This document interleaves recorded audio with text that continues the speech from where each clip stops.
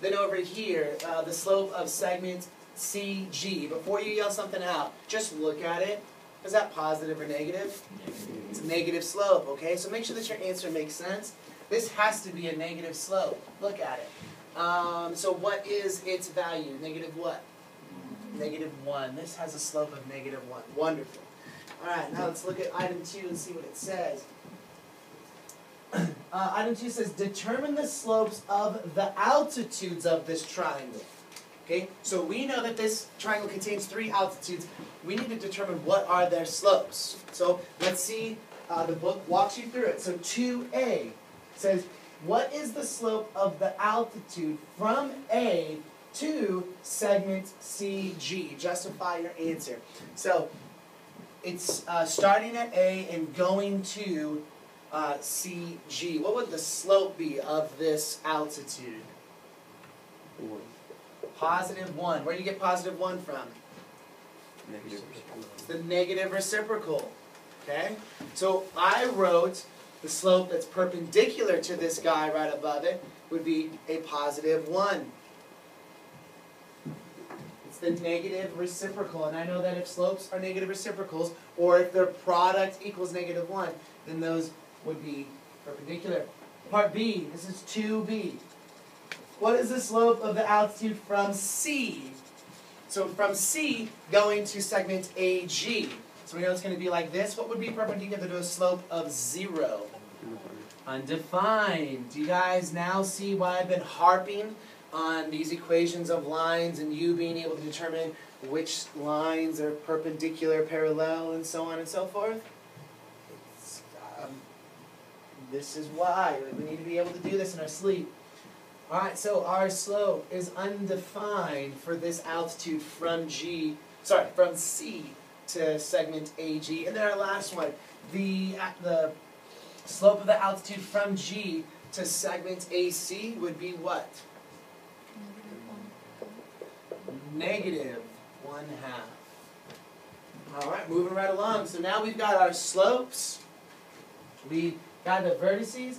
So first thing, what they want us to do is graph it. So it says on item 3, use each vertex with its corresponding altitude slope to graph the 3 altitudes of the triangle on the grid item 1.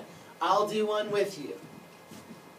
Let's do from G to the opposite side, which is segment AC. You know that this altitude has to go through the vertex. So start there, and then use that corresponding altitude slope to find some other points, connect the dots. It's got a slope of negative 1/2, so I can go up 1 and then to the left 2, up 1 to the left 2, up 1 to the left 2. And then keep doing that until I feel like I have enough points for me to get an accurate drawing. But you need to go ahead and graph these 3 altitudes. And so this is one for you right there. Please mark your diagram appropriately. Make sure that it truly is the altitude and it looks that way. Your diagram conveys that. So go ahead and graph your 3 altitudes. It ain't got to be perfect. It should look decent.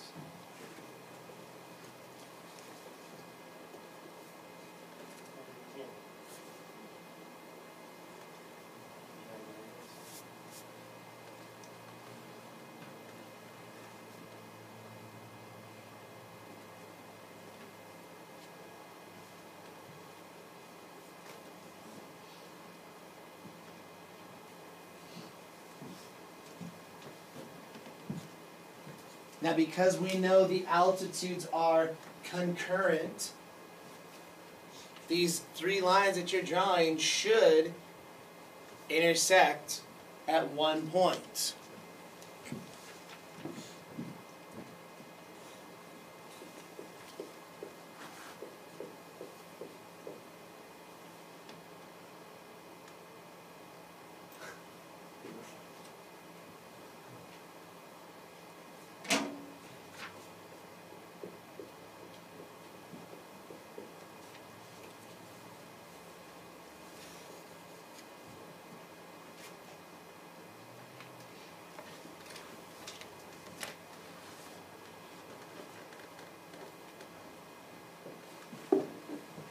Alright, so I got my 3 altitudes drawn in up here. So that was item 3. It says so now moving on to item 4. After drawing the altitudes, Jeff's surprised to see that all of the 3 altitudes meet at one point. State the coordinates of the point of concurrency. On item 4, I want you to replace point of concurrency with the actual name. What is the actual name of the altitude point of concurrency?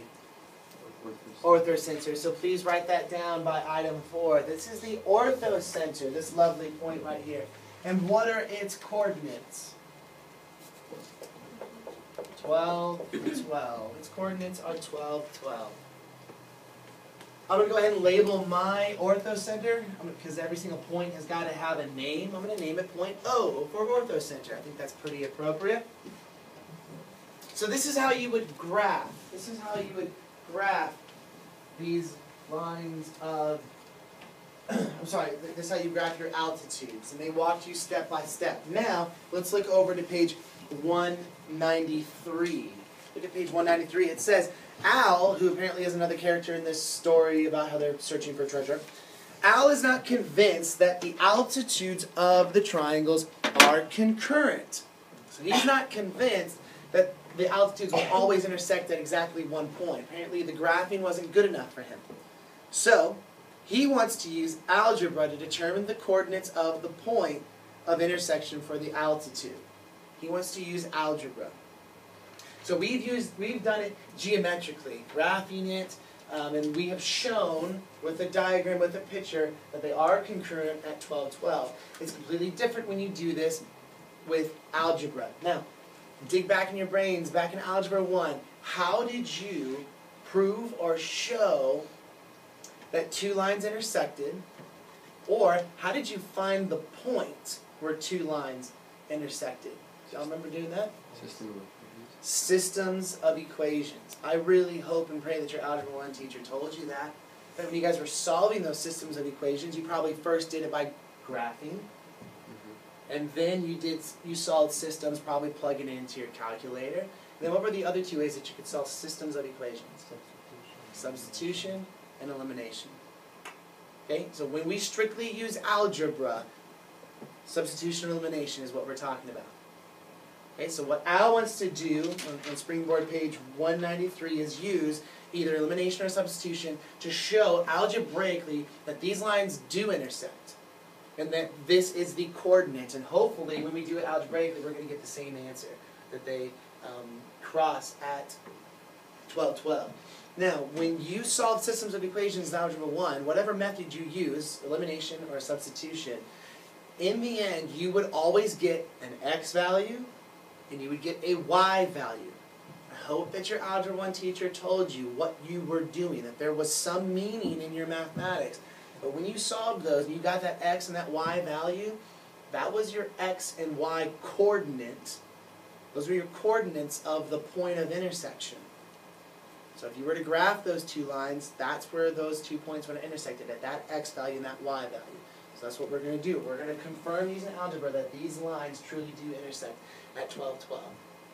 Well, in order to do that, we got to find the equations of these lines first. So I'm going to leave this here because I want all of this on this diagram. But you're going to be writing your answers on page 193. Okay? So read together with me. This is item 5 on page 193.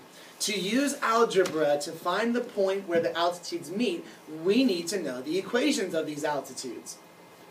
5, part A. State the coordinates of one point on the altitude from A to segment CG. So they're asking you, we're going to start with this equation right here. We're going to start with this one.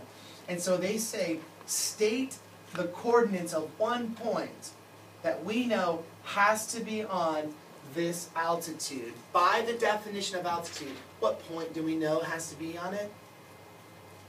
By the definition. What does the definition say? It's the vertex, right? It has to go through the vertex. So, I know, we all know, that it has to go through this vertex at 0, 0. Now, some of you may have been thinking, well, what about 12, 12? We know it has to go through that. Well, we're trying to prove that, and also we didn't know that 12, 12 was on that line until we graphed all three of them and saw that's where they intersected. Okay, so if you were just to start this fresh, and all you had was the triangle, nothing else, then your only hope and prayer is the vertex, because you wouldn't quite know where the orthocenter was. Okay, so by the definition of altitude, it says that it starts at the vertex. That's your point that we know it has to go through. Now, part B of item 5. Now write the equation of the altitude from A to segment CG. But we've already said this multiple times. You need two things when you're writing the equation of the line. You have to know the slope. You must know the slope. So what's going to be the slope of this green line right here? Positive 1. That's because we found the slope of the side, and then we found its negative reciprocal. So we know that the slope is 1. Now, the second thing you need to know is a point that it has to go through, the point that this line has to go through. And what is that for us with this altitude? 0, 0. That is point A, 0, 0. That's that opposite vertex. So once you have those two pieces of information, you're going to plug it into the point slope formula. Remember, you don't have to memorize this. It's always on your formula chart. But I think we're going to be using it enough that you will be able to memorize it.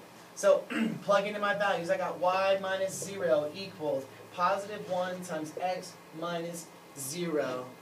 When it's all said and done, this is y is equal to x.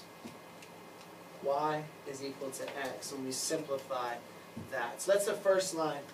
Now, this, the second one over here, this blue, okay, well, wait, what is the, part C says, equation from C to segment AG. Okay, so they want to do this one first. What's the slope of my altitude here that's in red ink? Undefined. If that's the case, what is the equation going to look like? X equals some number. When you have an equation of a line whose slope is undefined, you know it's going to be in this form. X equals some number. How do I know what number X is going to equal? What's up, David? The value of X in the vertex, or the point that it's going to. Right, it's the X value, it's the X coordinate of a point that you know it has to go through. We know that it has to go through the vertex, so its X value is 12. So that's the equation of this one.